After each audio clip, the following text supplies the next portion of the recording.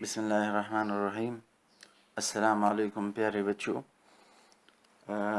ہم اخلاق نبوی صلی اللہ تعالی علیہ وسلم کا تحریری کام کر رہے ہیں، اور جس طرح آپ لوگوں کی اور آپ کے والدین صاحبان کے پرزور اصرار پر ہم نے آپ کو اجازت دی ہے کہ آپ نیٹ کاپیوں میں یہ سارا کام کر لیں گے، کیونکہ ویسے بھی ہم اسکول میں بھی یہی کام بالکل اسی انداز میں کریں گے۔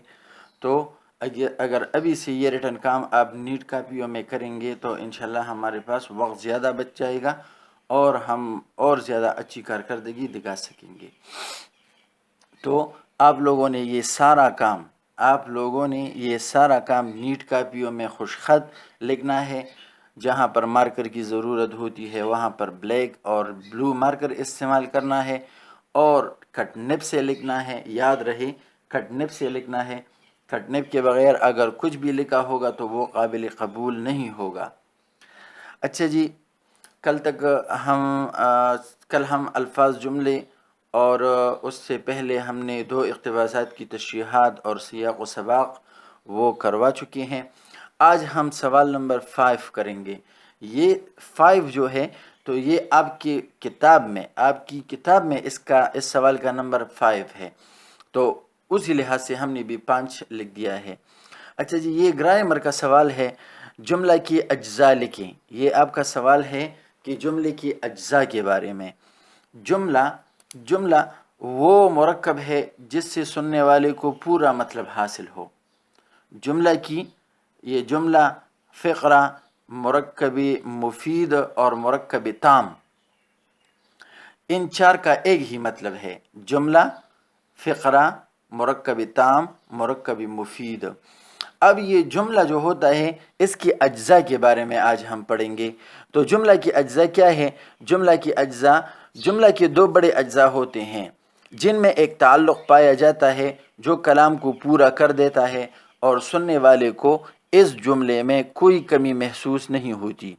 اس تعلق کو اسناد کہتے ہیں۔ اسناد۔ تو یہاں پر آپ کے بہت اہم MCQs آپ کے لیے آئے۔ ایک یہ کہ جملہ کے 2 اجزاء ہوتے ہیں، دوسری بات یہ کہ جملے کے درمیان جو تعلق ہوتا ہے، یعنی دونوں اجزاء کے درمیان جو تعلق ہوتا ہے اس کو اسناد کہتے ہیں۔ اب وہ 2 اجزاء کون سے ہیں؟ تو وہ 2 اجزاء یہ ہے، ایک ہے مسند الیہ۔ مسند الیہ کسے کہتے ہیں؟ جملے میں جس شخص یا چیز کے بارے میں کچھ کہا جائے اسے مسند الیہ کہتے ہیں۔ ہر جملے میں کوئی چیز ہوگی، کوئی شخص ہوگا، تو اگر آپ اس شخص کے بارے میں بات کریں گے تو اس شخص کو مسند الیہ کہتے ہیں۔ دوسرا جز ہے مسند۔ جملے میں جس شخص یا چیز کے بارے میں جو کچھ کہا جائے اسے مسند کہتے ہیں۔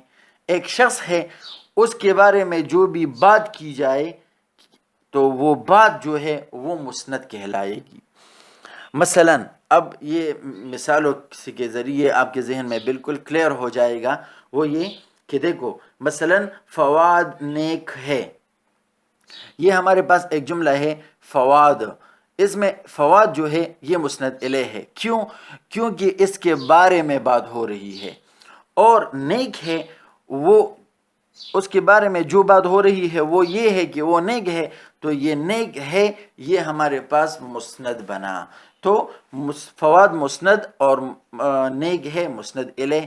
بالکل اسی طرح عدنان یہاں پر مسند الیہ ہے۔ کیونکہ اس کے بارے میں بات ہو رہی ہے، اور کیا بات ہو رہی ہے کہ وہ لکھتا ہے، تو یہ لکھتا ہے، یہ اس کا مسند بنا۔ تو ان دو جملوں میں آپ 10 جملے بنا سکتے ہیں، 20 جملے بنا سکتے ہیں، 100، 1000، 2000، 10,000 جملے بنا سکتے ہیں۔ تو سب اسی میتھڈ پر ہوں گے کہ فواد نیک ہے، عدنان لکھتا ہے، اسی طرح احمد پڑھتا ہے، احمد قابل ہے، احمد سچا ہے، اسلم بیمار ہے۔ تو یہ مختلف جملے آپ بنا سکتے ہیں، لیکن سبھی جملوں میں یہی اصول ہوگا کہ جو بندہ ہوگا، جو شخص ہوگا یا جو چیز ہوگی وہ مسند الیہ کہلائے گی، اور جو بعد میں جملہ ہوگا تو وہ مسند کہلائے گا۔ اسی طرح کیونکہ جس شخص کے بارے میں بات ہو رہی ہے وہ مسند، اور جو بات ہو رہی ہے وہ مسند۔ تو جس شخص کے بارے میں بات ہو رہی ہے وہ مسند الیہ، اور جو بات ہو رہی ہے وہ مسند۔ اب یہ کتاب میں آپ کو یہ جملے دیے گئے ہیں کہ آپ مندرجہ ذیل جملوں میں مسند الیہ اور مسند کی پہچان کریں۔ تو وہ اس طرح، حمیرہ پڑھتی ہے، حمیرہ پڑھتی ہے، اس جملے میں صرف حمیرہ جو ہے یہ مسند الیہ ہے، اور باقی سارا جملہ پڑھتی ہے یہ مسند بنا۔ اسی طرح اسلام آباد ایک خوبصورت شہر ہے، اسلام آباد، صرف اسلام آباد، یہ آپ کے پاس مسند الیہ، اور باقی یہ ایک خوبصورت شہر ہے، یہ باقی سارا جملہ آپ کا مسند بنا۔ اسی طرح ظہیر اسکول جاتا ہے، اگر آپ کتاب کے مشق میں دیکھیں تو آپ کو یہی جملے دیے گئے ہیں وہاں پر کتاب میں، اخلاق نبوی کی مشق میں، تو یہ جملے آپ وہاں پر ایک نظر پہلے دیکھ لیں اور پھر یہاں پر آ کر اس میں مسند الیہ اور مسند کی پہچان کریں۔ ظہیر اسکول جاتا ہے تو ظہیر مسند الیہ اور اسکول جاتا ہے مسند۔ اسی طرح بڑا گلی ایک صحت افزا مقام ہے تو بڑا گلی مسند الیہ، ایک صحت افزا مقام ہے مسند۔ نعمان نے گوشت خریدا تو نعمان یہاں پر مسند الیہ اور نے گوشت خریدا، نعمان نے یہ مسند الیہ اور گوشت خریدا یہ مسند۔ اسی طرح سائرہ اچھی لڑکی ہے، سائرہ مسند الیہ اور اچھی لڑکی ہے یہ آپ کے لیے مسند بنا، اور یہ سارا اس یہاں سے لے کر اس کو جملہ کہتے ہیں، اس کو فقرہ بھی کہتے ہیں، اس کو مرکب مفید بھی کہتے ہیں، اس کو مرکب تام بھی کہتے ہیں۔ اور یہ آپ کا آخری جملہ فاروق کھیلتا ہے، فاروق مسند الیہ اور کھیلتا ہے مسند۔ تو یہاں پر یہ آپ کے جملے ہیں۔ آپ اس طرح بھی کر سکتے ہیں کہ خود سے جملے لکھ کر اس میں مسند الیہ اور مسند کی صرف پہچان کریں۔ جس طرح فار ایگزامپل ہم کہتے ہیں احمد کھیلتا ہے، علی پڑھتا ہے، اسی طرح عائشہ ذہین لڑکی ہے۔ تو اس طرح کے بے شمار جملے آپ بنا کر اس کو کیا کرتے ہیں، اس میں مسند الیہ اور مسند کی پہچان کریں تاکہ یہ آپ کے ذہن میں اچھی طرح ڈرل ہو سکے۔ اچھا جی، اس چیپٹر کا ہمارا آخری کویسچن جو ہے، آخری کویسچن وہ مولانا شبلی نعمانی کے تعارف کے بارے میں ہے، اور یہ آپ اچھی طرح ذہن نشین کریں کہ آپ کے بہت سارے جو MCQs ہوتے ہیں یا بعض اوقات آپ کے جو مشقی سوالات ہوتے ہیں تو وہ انہی سے آتے ہیں، تو یہ آپ لوگوں نے اچھی طرح ذہن نشین کرنے ہیں۔ یہاں پر ہم یہ سوال جب لکھیں گے تو اس کا جواب ہمارے پاس 3 حصوں پر مشتمل ہوگا۔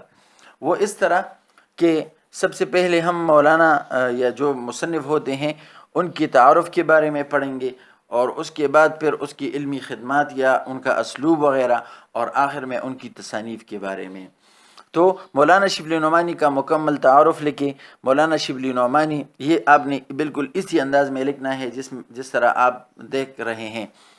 مولانا شبلی نعمانی کی تاریخ پیدائش 1857، تاریخ وفات ہے 1914 عیسوی۔ تعارف: مولانا شبلی نعمانی UP کے ضلع اعظم گڑھ کے ایک قصبے بندول میں پیدا ہوئے۔ ان کے والد کا نام شیخ حبیب اللہ تھا۔ تو اس میں یہ جو اہم پوائنٹس ہے یہ آپ بلیک مارکر سے نمایاں لکھ کر اس کو انڈرلائن کرے، جیسے اعظم گڑھ اور یہاں پر شیخ حبیب اللہ۔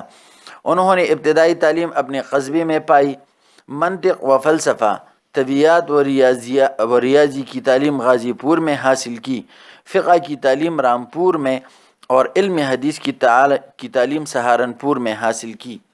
مولانا شبلی نعمانی سر سید کے قائم کردہ مسلم علی گڑھ کالج میں بطور پروفیسر تدریسی خدمات انجام دیتے رہے۔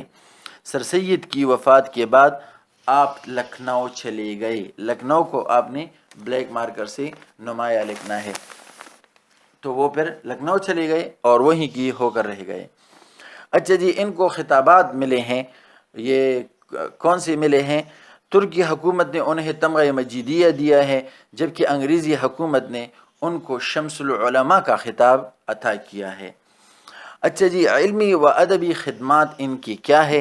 تو وہ یہاں پر درج ہے کہ انہوں نے اردو ادب کے لیے اور جو ہے اردو ادب میں کون سی گرا قدر خدمات انجام دیے ہیں، تو وہ یہ ہے کہ شبلی نعمانی رحمۃ اللہ علیہ نے علی گڑھ کالج میں تدریسی خدمات انجام دینے کے علاوہ، یعنی ایک تو یہ کہ علی گڑھ کالج کے یہ بہت زبردست پروفیسر رہے ہیں، اس کے علاوہ انہوں نے لکھنؤ میں اپنا ایک مدرسہ قائم کیا، ندوۃ العلماء قائم کیا، یعنی لکھنؤ میں جو مدرسہ انہوں نے قائم کیا تھا وہ اس کا نام تھا ندوۃ العلماء۔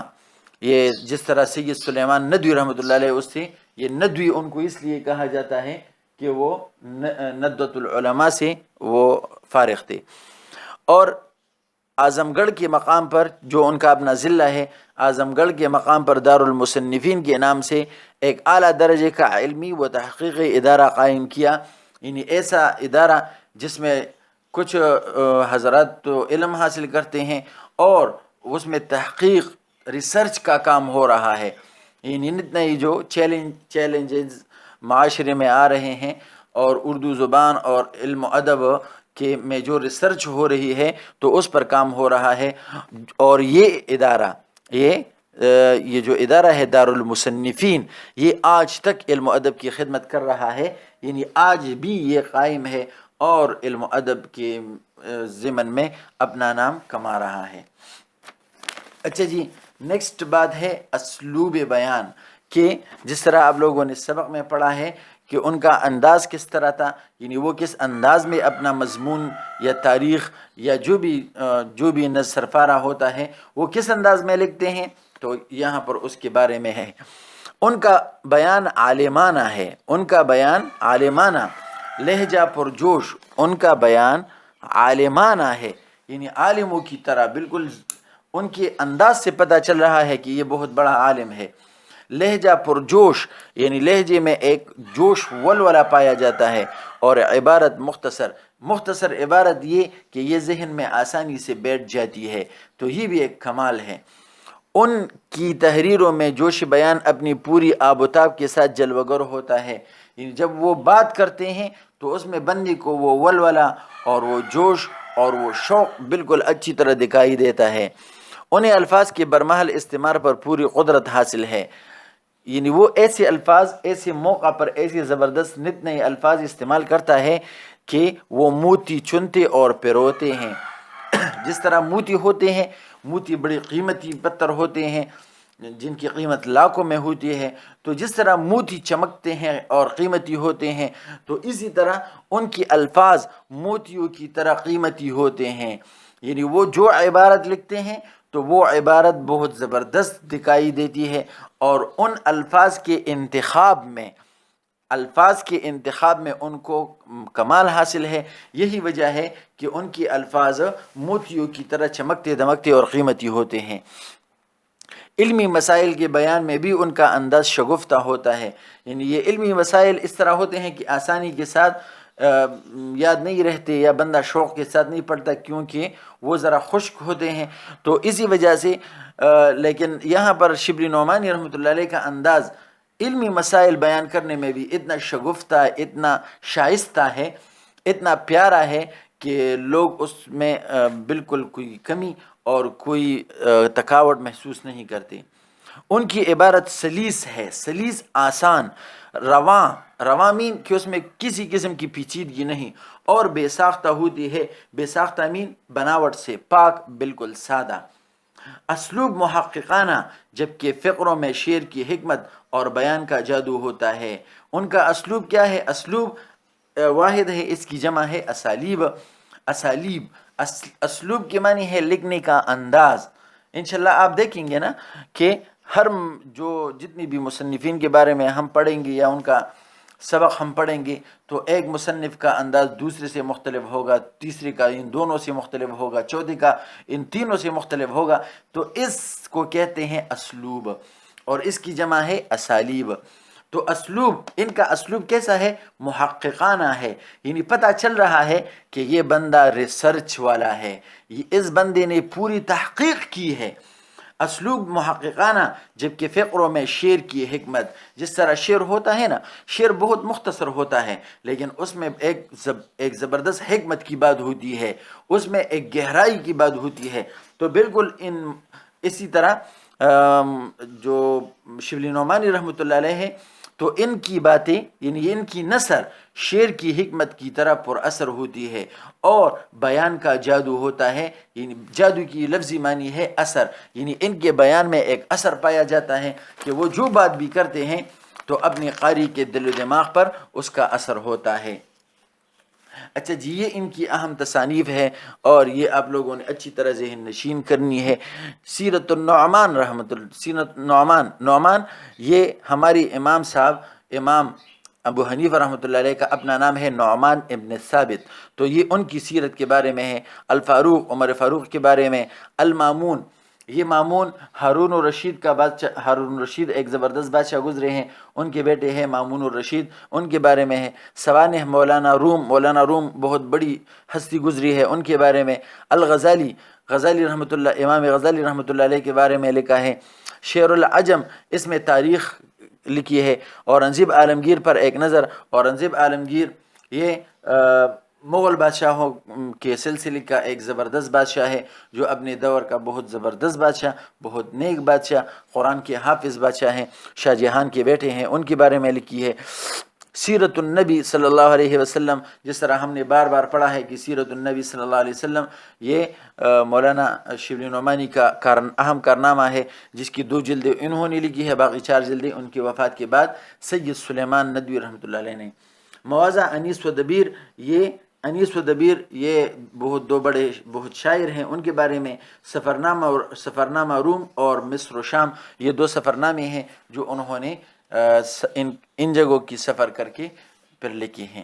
تو آپ لوگوں نے یہ سارا کام خوش خط لکھنا ہے اور اچھی طرح یاد کرنا ہے۔ السلام علیکم۔